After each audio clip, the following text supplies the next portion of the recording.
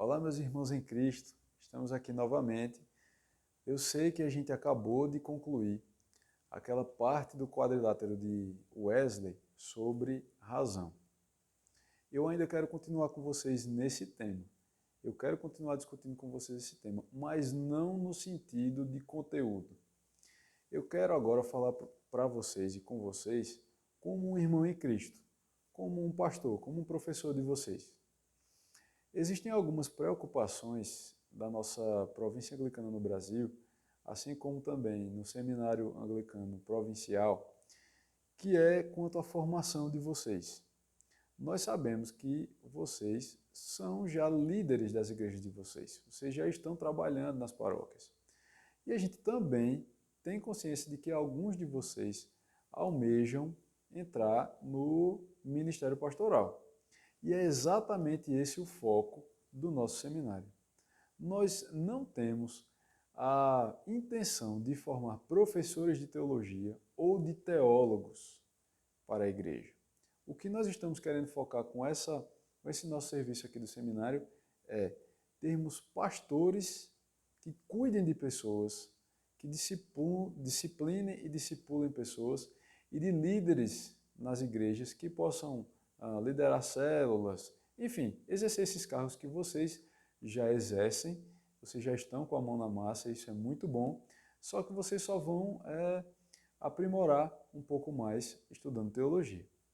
Então, para que isso aconteça, a gente vai refletir alguns versículos, lembrando só uma vez, por uma questão de organização, eu estou mostrando que a gente está ainda no quadrilátero wesleyano, a gente já viu o pressuposto bíblico, já viu o pressuposto de tradição, já vimos também o da razão, e agora a gente vai seguir para o de experiência. Antes da gente seguir de experiência, a gente vai ter essa conversa pastoral, que não está fugindo do assunto, faz parte do conteúdo, mas eu quero participar de vocês também na formação, enquanto líder de vocês, nessa formação pastoral de vocês. Então nós vamos ver alguns versículos bíblicos e vamos fazer uma meditação devocional para que a gente complete esse capítulo aí, de fato, da razão, mas com um tom pastoral. O primeiro versículo vai ser de 1 Coríntios 2, 15 a 16. Mas quem é espiritual discerne todas as coisas, e ele mesmo por ninguém é discernido. Pois quem conheceu a mente do Senhor para que possa instruí-lo? Nós, porém, temos a mente de Cristo.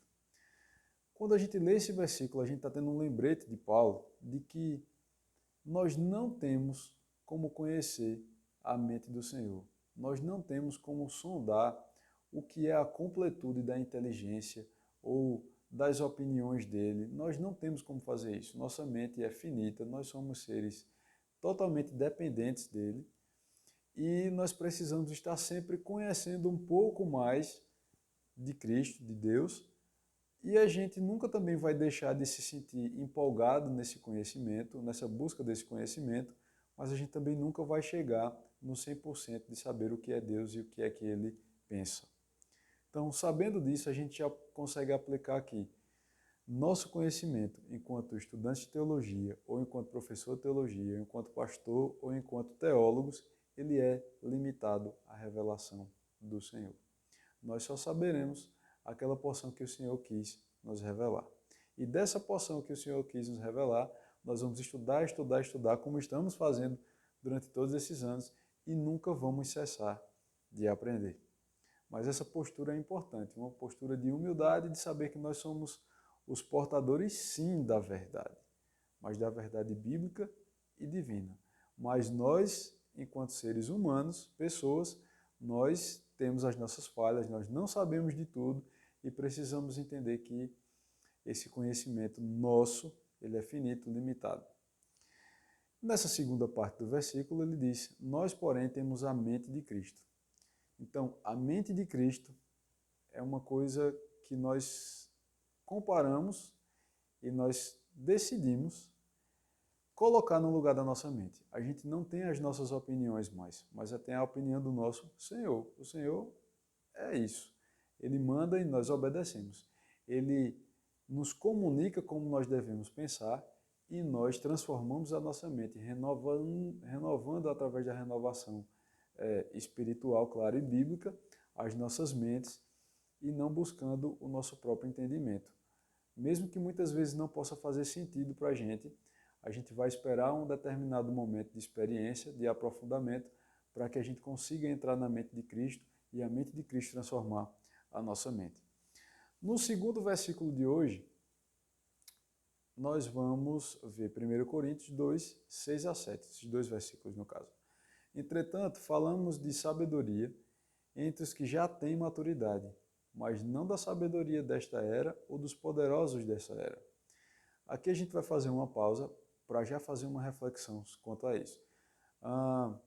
Nós estamos falando de sabedoria. Sabedoria é diferente de inteligência. Inteligência talvez esteja mais ligado à velocidade de aprendizado ou de capacidade cognitiva, mas o que a gente está realmente procurando aqui é sabedoria. E não é qualquer sabedoria, não é a sabedoria milenar chinesa, não é a sabedoria do Ocidente contemporâneo, não é a sabedoria da ciência, como a gente já viu até no trabalho de C.S. Lewis, mas a sabedoria divina. A sabedoria da nossa era, ela é baseada em qualquer outra coisa que muitas vezes não agrada ao Senhor. E a nossa cultura vem sendo cada dia mais influenciada por esses conceitos contemporâneos.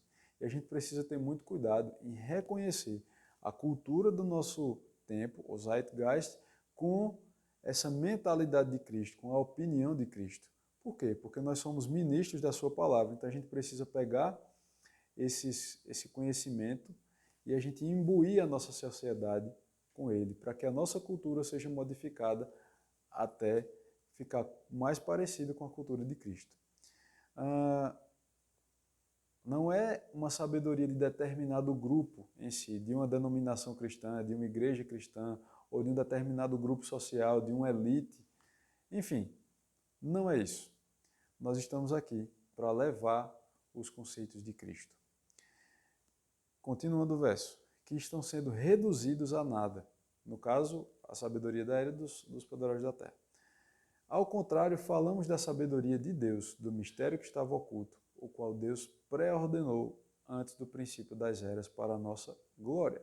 Ou seja, o que nós sabemos foi o que o Senhor quis de bom grado nos revelar. E isso tudo já foi pré-ordenado, predeterminado por Ele antes da fundação do nosso mundo. Então, nós podemos confiar nessa verdade e a gente deve estimar essa verdade como sendo a verdade com V maiúsculo, a verdade absoluta e o nosso grande tesouro. Se nós não quisermos ou se nós não confiarmos nessa palavra, nesses conceitos bíblicos, a gente não tem mais em nada do que confiar. Não existe mais nada que não seja efêmero, mais nada que não seja apenas opinião humana. E nós sabemos que a palavra do Senhor não é isso. Então nós queremos deixar de lado todas as outras opiniões para seguir somente o que dá glória a Deus. No terceiro versículo, a gente tem Tiago 1, de 2 a 5, né? Não perícope no caso, né? Tiago 1, de 2 a 5. Meus irmãos, considerem motivo de grande alegria o fato de passarem por diversas provações, pois vocês sabem que a prova da sua fé produz perseverança, e a perseverança deve ter ação completa, a fim de que vocês sejam maduros e íntegros, sem que falte a vocês coisa alguma. Se algum de vocês tem falta de sabedoria, peça a Deus, que a todos dá livremente de boa vontade, ele será concedida. Então vamos perceber que, enquanto estivermos pregando, cumprindo a missão do ID, de fazer discípulos, de batizá-los em nome do Pai, do Filho e do Espírito Santo, nós vamos ter sofrimento. Nós vamos precisar gerar algum desconforto com aquelas pessoas que estão ao nosso redor e que não são cristãs. A gente precisa tomar a nossa cruz e começar a participar da missão do sofrimento de Cristo. Mas a gente não precisa olhar para isso como sendo uma coisa pesada, ruim, triste. A gente vai entender que o sofrimento nada mais é do que o caminho que Deus quer se revelar para a gente. Então, essas provações, elas vão produzir perseverança. E perseverança, nesse caso, é força. É a gente se fortalecer, se amadurecer.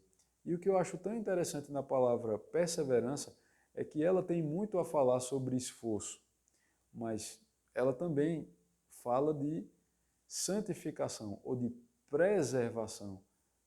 Perseverança pode ser preservação.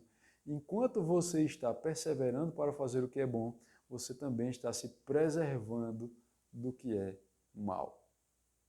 E a perseverança deve ter ação completa, para que nós sejamos maduros e íntegros, para que nós busquemos sabedoria. E sabedoria deve ser um pedido constante na nossa oração, no nosso trabalhar com Deus, na nossa experiência, porque tudo na nossa vida vai partir para isso, para uma experiência e amadurecimento. E, inclusive, vai ser um dos tópicos que a gente vai ver no próximo, do quadrilátero de Wesley, que é experiência. A gente vai aprofundar um pouquinho nele também. Quanto aos irmãos, agora 1 Tessalonicenses 4, 1 e 2. Quanto ao mais, irmãos, já os instruímos acerca de como viver a fim de agradar a Deus, e de fato, assim vocês estão procedendo. Agora pedimos e exortamos a vocês no Senhor Jesus que cresçam nisso cada vez mais. Ou seja, viver a fim de agradar a Deus é uma parte de suma importância da teologia. Não é somente saber conceitos e saber explicar esses conceitos, mas é viver uma vida que agrada a Deus. Agora nós estamos percebendo a importância de que estudar teologia resvala na nossa vida particular, na nossa vida privada, no nosso cotidiano, nas nossas pequenas ações. Ou seja, tudo vai refletir pelo que a gente vai aprendendo através da teologia. E de fato, agora pedimos e exortamos a vocês no Senhor que cresçam nisso cada vez mais. A gente não pode mais se acomodar. Nós estamos entrando agora, saindo da bolha do laicato, deixando de ser leigos e entrando num curso de teologia. Então agora não existe mais a desculpa de que eu não sabia. Não existe mais a desculpa de que eu não tenho o caminho de como saber. Não existe mais isso. Agora nós precisamos arregaçar as mangas e buscar o conhecimento ativamente. Eu entendo que esse curso em AD, ele vai deixar isso muito mais claro, ele vai precisar dessa postura de vocês enquanto alunos muito mais nítidas do que seria num curso presencial. Então, a gente vai dar esse passo sempre, a gente vai caminhar essa milha a mais com Cristo, para que a gente se aprofunde, amadureça e cresça ainda mais na fé. Cresçam, porém, na graça e no conhecimento do nosso Senhor Jesus Cristo. A Ele seja a glória, agora e para sempre. Amém. Dando glória a Deus. Para que a gente não se ensoberbeça enquanto estudantes de teologia ou teólogos, quando a gente estiver no ambiente da paróquia, da nossa igreja. Mas que a gente dê a glória a Cristo sempre. A gente dê a glória a Deus, que Ele se torne cada dia mais conhecido através das nossas atitudes e que nós diminuamos, que nós desapareçamos enquanto a gente estiver nessa missão sagrada. Eu termino essa palavra pastoral, esse alerta para que os irmãos sejam abençoados com uma postura mais pastoral e de líder de fato e menos teologal, vamos dizer assim, com uma frase do pastor inglês Oliver Cromwell. Oliver Cromwell ele foi do século XVII e no século XVII ele viveu um momento parecido com o nosso. Por quê? No século XVII, a Europa toda tinha sido influenciada pelos conceitos do Renascimento cultural. Então, havia uma fomentação filosófica, havia uma produção que desembocaria no que a gente chama hoje de ciências. Existia uma fomentação de todo qualquer tipo de estudo e estavam saindo de um patamar para outro. Tanto é que é um divisor até na história. E a gente está entrando ou já começando a viver um período mais próximo do iluminismo. Então as pessoas estavam empolgadas em utilizar a razão para que entendessem, compreendessem, explicassem e também acreditassem só naquilo que fosse comprovado ou racionalmente adquirido ou entendido. Então, Oliver Cromwell falou assim: o raquitismo torna as cabeças grandes e os pés fracos. Não apenas devemos discutir quanto à palavra e falar a respeito dela, mas também guardá-la. Não sejamos nem só ouvidos, nem só cabeça, nem só língua, mas os pés têm de se exercitar.